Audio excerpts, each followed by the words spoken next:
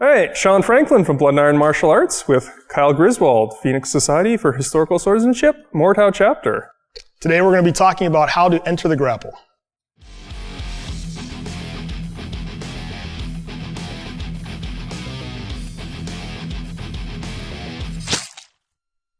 So the grappling in HEMA is very important, regardless of whether or not you study the Fiore art of longsword or you're studying the KDF art of longsword. At some point, Ringen im Schwert may become a part of what you're going to do when you're fighting. If you try to go without having incorporated any grappling into your art, you're going to find yourself in some positions where other devices do not work as well as our grappling. As you can see in a bind like this, if I try to go and work my other devices, it's going to be very difficult. We're super tight and close. So having that understanding of what to do in these positions is very important.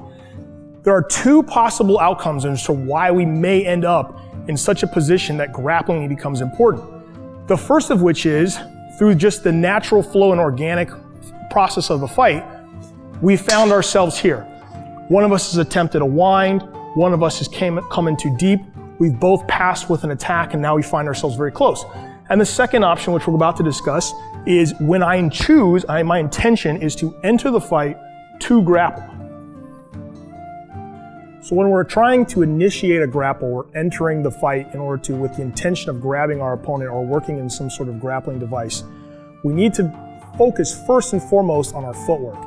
If we're only taking an advancing step in order to initiate the bind, the problem from this is that now I have to take another step, even just to get close enough to use my offhand to do some sort of grappling device.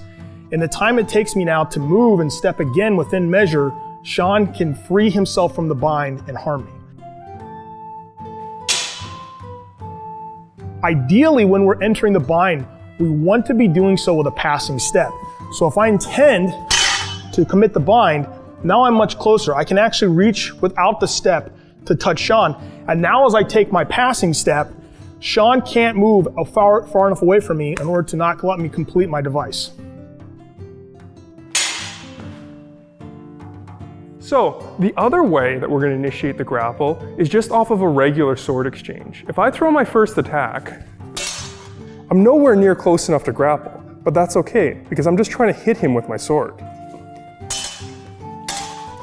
Now, however, after a few attacks, I'm very close. It's going to be difficult, not impossible, to do other devices. However, as we mentioned before, I can easily reach without moving, allowing me to execute grappling devices, which is usually your best bet when you've found yourself in this measure. One of the biggest problems we find when people are attempting to set up the grapple and entering the fight with the intention of grappling their opponent is that they are releasing pressure from their sword and releasing pressure from the bind too soon. If I enter the fight and I'm already pulling my hand off before I have his sword in a position where I have some sort of control, there's no reason why Sean can't simply crumple me from this position. He has leverage and he has two hands on his sword versus my one. And I'll show this with the left-handed plays. If I come in here and I'm attempting to grapple him with these plays, as I step over, there's no reason why Sean, because he has superior leverage and his full body pushing against me, why he simply can't just pressure me into not being able to complete my play. So one of the common mistakes I see all the time is when people decide they want to grapple, they think, I'm going to grapple, now let's throw everything we know about good sword fighting out of the window and do something weird as hell.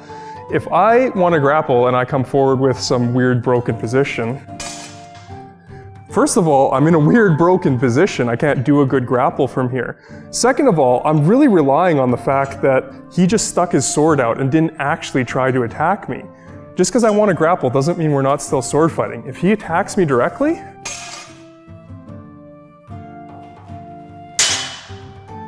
we've already talked about the importance of footwork in order to initiate and set up our grapple.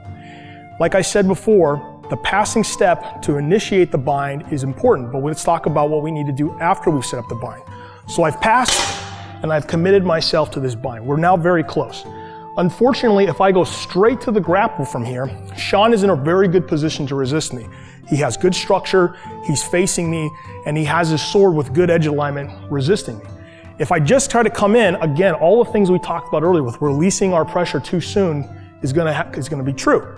So now, before I go and try to engage Sean in the grapple, I'm going to maintain pressure and step to either side of Sean. So now I take another passing step and I step off to his side. Now I'm squared up on Sean, but Sean is not. He has very poor structure. And now as I try to engage him in the bind, he has a very difficult time resisting me as I grapple him. Now, when you want to grapple, it's really nice if someone just swings right into your sword. This works really, really well if they fall for it. A fighter who's just chopping at you, you can defeat very easily using this technique. But if they're actually fighting with control, they'll realize you're basically just sticking your sword in front of you and just cut around and really mess you up. However, you can often draw them into swinging right for your sword. In this position, I have a strong bind, I can easily go around to grapple, and it wasn't completely obvious what I was doing. In fact, if they did nothing, I could have easily just thrown an undercut at them directly.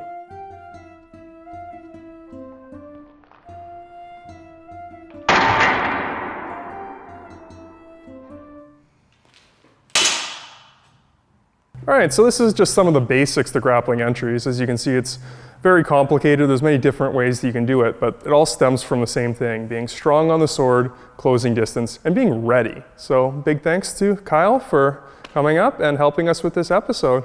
Thanks for having me.